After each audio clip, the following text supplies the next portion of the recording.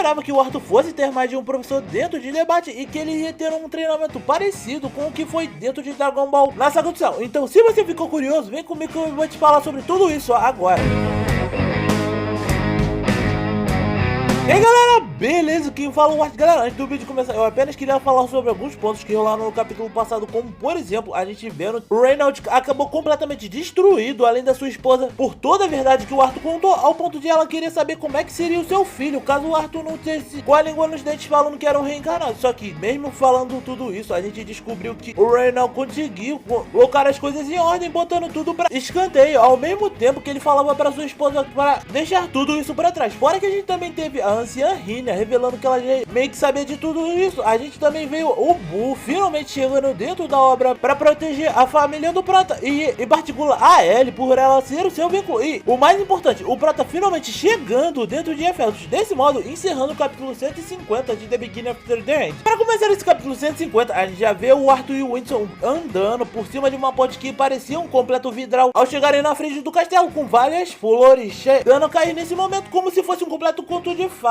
enquanto eles se aproximavam da entrada. Mas durante tudo isso, é aí que a gente vê que o Prota percebe que não tinha ninguém vigiando ele, só que é aí que o Winston fala pra ele que ele tava meio enganado, porque todo mundo já tava vigiando eles, mesmo durante o momento que eles tinham cruzado a ponte, fazendo com que em seguida ele já pedisse pra que o Arthur andasse mais rápido. Afinal, ele não queria deixar o seu senhor esperando. Mas deixando o Prota ficar deslumbrado ao perceber o quão majestosa era a casa da Sylvia nesse momento, além de perguntar ao Winston qual poderia ser um bom conselho para que ele pudesse se encontrar com o Cassius naquele momento, o que nem o Winston sabia como responder essa pergunta, principalmente porque ele nem tinha alguma noção de como ele poderia reagir àquela situação, ou talvez instruir o Arthur de como prosseguir em tudo isso. E depois que ele dá essa rápida resposta, é aí que a gente vê os dois se aproximando de dois guardas que estavam de prontidão na sala do trono, o que de certo modo foi um pouco zoado, porque um dos guardas acabou meio que cismando com o Arthur por simplesmente estar segurando a Sylvie, já que ele não era qualificado, ou ele pensava que o Prota não seria digno desse tipo de coisa, mas é aí que o Winston pede pra que ele parasse, porque o cara já explica que os dois tinham um laço e graças a isso ele não precisava fazer esse tipo de pergunta, o que inclusive fez com que o Winston logo depois perguntasse se ele não ia deixar os dois entrar. E ao ter ouvido isso, é aí que eles se olham, abrindo a porta logo em seguida, fazendo com que a gente finalmente tivesse uma noção de como seria o Cassius Indraf dentro da Webtoon. E sinceramente, eu esperava uma arte mais pomposa do Cassius, principalmente pelo cara ser o rei dos Asuras, o que de um certo modo também não interfere muito, porque já dentro da novela a gente ouve que o Cassius também é um cara bem jovial e que tinha nem um traço de velho, mas eu vou deixar pra vocês discutirem aqui embaixo se esse visual ficou legal ou não dentro da Webtoon. E enfim, depois que eles acabam entrando dentro do salão, é aí que a gente vê o Winston se ajoelhando perante o seu rei, chamando ele de Milord na mesma hora. E ao ter falado isso, foi aí que me lembrou a palavra de Harry Potter, né? Pelo menos quando eles chamam o Voldemort assim. E fora que a gente também teve algumas alterações, como por exemplo o fato de todo mundo ali dentro do clã Indraf estar presente naquele momento dentro da novela, pelo menos para poder presenciar a chegada da Sylvia dentro do clã Indraf, coisa que aqui na novela não parece ter acontecido atualmente. Mas eles poderiam dar a desculpa de que o clã Indraf estaria observando de longe da mesma maneira que estavam fazendo dentro da entrada, o que mais pra frente eu também percebi que não ia ser tão legal, porque a gente viu que esse era o salão principal e tava mais do que na cara que o Indraf não ia deixar esse tipo de coisa acontecer. E ao ter as primeiras impressões do pai da Sylvia durante sua chegada, é aí que o Arthur também percebe que ele não tava conseguindo sentir nada vindo do cara, coisa que acaba sendo deixada de lado, principalmente porque a gente vê as marcas de legado bestial da Sylvia rapidamente aparecendo logo depois de ele ter percebido isso nesse momento, além de fazer com que quase ele caísse dentro dessa situação no chão rapidamente, fazendo com que logo depois a gente visse o rei do clã Indraf soltando meio que um suspiro de desaprovação, talvez pelo fato do Arthur não ter deixado a sua neta no nível aceitável, mas nem dá tempo dele pensar em tudo isso, porque logo depois a gente vê que com um leve suspiro o cara já foi capaz de poder tirar a Sylvia do colo do Prota, deixando o Arthur completamente perdido sem entender nada, o que fez com que o Indraf se sentisse bem insultado, porque ele já questiona se ele não poderia nem ao menos abraçar a sua própria neta, fazendo com que ele também ficasse bem decepcionado, principalmente pelo fato do Arthur não ter treinado a sua neta de uma maneira adequada, ao ponto de que ela não precisaria ficar em hibernação, como ele estava deixando ela agora nessa situação. E é óbvio que o Prota fica completamente pistola com todo esse discursinho do Indraf, principalmente porque porque ele sabia de todas as situações que estavam rolando dentro de Effeltos Alacre de Katia. E mesmo assim, não dava um desconto pro Prota pelas coisas que ele tinha passado. E ao ouvir isso, é aí que a gente vê o Whitson entrando em ação, falando que ele tava se desculpando pelo fato de ele não ter treinado a Sylvie enquanto tava dentro de Katia, mas se ele quisesse, agora seria o momento perfeito para começar a treiná-la. O que o Windraff já fala que não seria necessário, principalmente pelo fato de ele querer treinar a sua neta pessoalmente, deixando o Prota completamente revoltado, já que ele não esperava por essa situação. E como se não fosse suficiente toda essa demonstração de poder, é aí que a gente já vê o cara novamente mitando, botando a Sylvie pra acordar com um simples toque na sua testa, deixando ela completamente assustada pelo fato de não conhecer ninguém que tava ali naquela situação. E por causa disso, a gente vê que ao cruzarem olhares, é aí que a gente vê os dois ficando com um brilho roxo. E por causa disso, ela volta seu olhar pro Art, resolvendo perguntar o que tava rolando ali e quem tava diante dele e aonde eles estavam. O que fez com que o Prota respondesse que eles estavam bem longe de casa, até que ele também pergunta como é que ela tava se sentindo. E ao responder que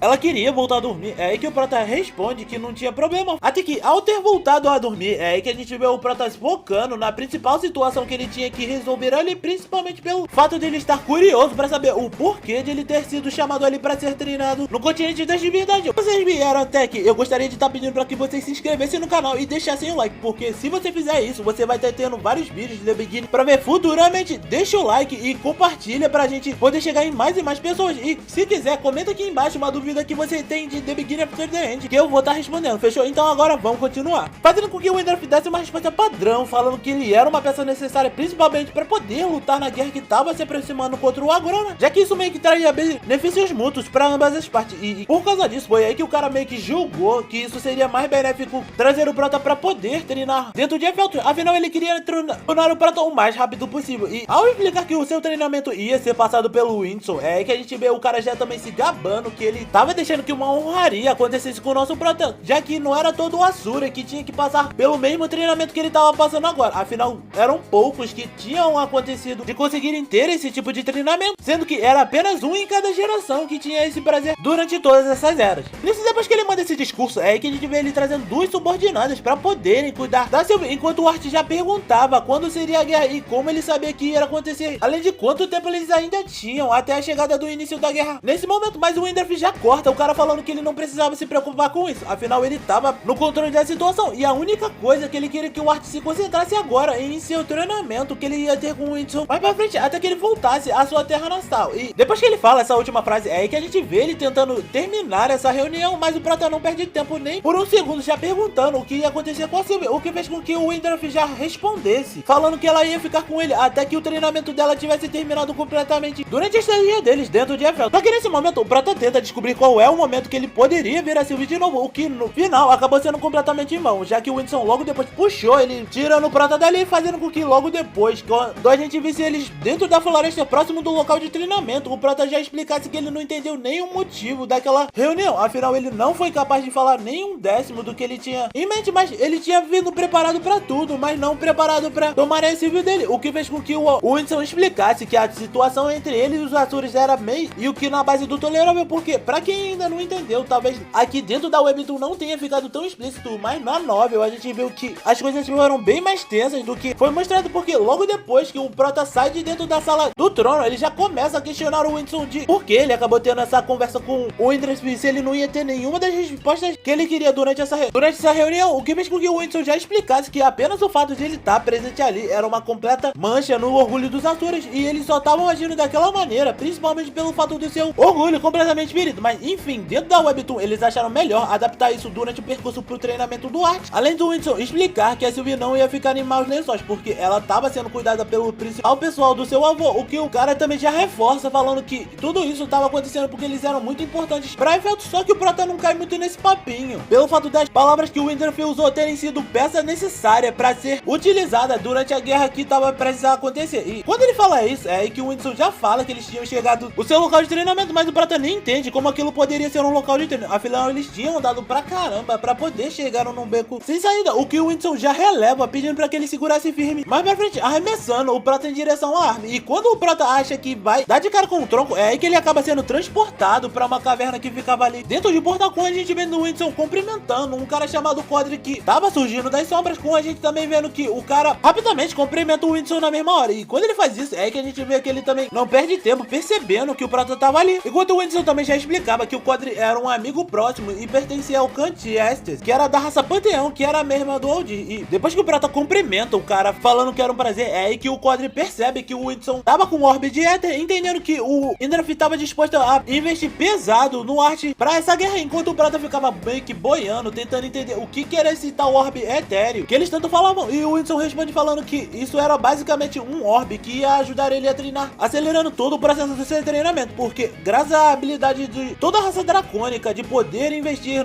na manipulação de éter, que é basicamente o elemento mais poderoso e que é capaz de influenciar todo o universo de The Beginning After the End, o Art e o Quadri poderiam utilizar esse artefato para poder separar o seu corpo da sua alma, bem como manipular o tempo para que as coisas fossem aceleradas. E como se isso não fosse suficiente, é aí que a gente ouve do Whitson que ele também acabou recebendo a permissão para poder treinar nos campos exclusivos do Indrafit, mas mesmo assim o Prota ainda não estava conseguindo entender metade daquela situação que eles estavam explicando, pedindo em seguida para que o Prota fosse até o local rico em líquido etéreo para que eles pudessem acelerar o seu treinamento nessa situação, já que esse líquido meio que seria responsável por poder curar todas as feridas que seriam infligidas durante todo esse processo. E eu não entendendo nada, é aí que o Whitson já explica que tudo que o Art não entendia, ele ia aprender muito em breve desse modo, encerrando o capítulo 151 de The Beginning After the End. Então galera, o que vocês acharam desse capítulo? Eu sinceramente tô curioso pra saber como é que as coisas vão acontecer futuramente dentro da Webtoon, principalmente porque na novel, quando o Prota inicia o seu treinamento e a gente tem a apresentação do Orbe de Éter, entre vários outros elementos que foram mostrados dentro desse capítulo, o Quadri e o Art começam a treinar em um lance meio estilo mental, como foi mostrado dentro de Dragon Ball, pra quem assistiu Dragon Ball, na saga do Freeza, quando o Kuririn e o Gohan estavam lutando mentalmente. Ou então, caso seja mais fácil pra vocês entenderem, é basicamente um lance meio estilo Sala do Tempo, aonde a mente ou a alma deles vai ser puxada talvez por orbe, e nisso eles acabam treinando lá dentro por diversas horas, enquanto aqui fora se passaram basicamente de alguns instantes. E eu vou falar pra vocês, galera, esse vai ser o pior treinamento que o Art vai ter na vida dele atualmente, principalmente porque ele vai morrer várias vezes por Quadri antes de conseguir ao menos esquivar de algum ataque que o cara lança. Mas pra que você não perca quando tudo isso acontecer, você tem que estar inscrito no canal, deixar o like, compartilhar pra geral que curte ou ainda não conhece a obra de debate nesse momento, além de não esquecer de ativar o sininho. E galera, comentem aqui embaixo bastante, porque isso dá relevância pro canal para que a gente continue a conseguir chegar em mais e mais pessoas futuramente, ou então porque você tem alguma dúvida de debate que você quer ser respondido. Ah, e caso você queira dar uma olhada, eu vou estar deixando 3 playlists aqui embaixo sobre debate para você não ficar desinformado sobre a obra. E por hoje era isso, galera. Valeu, falou, fui!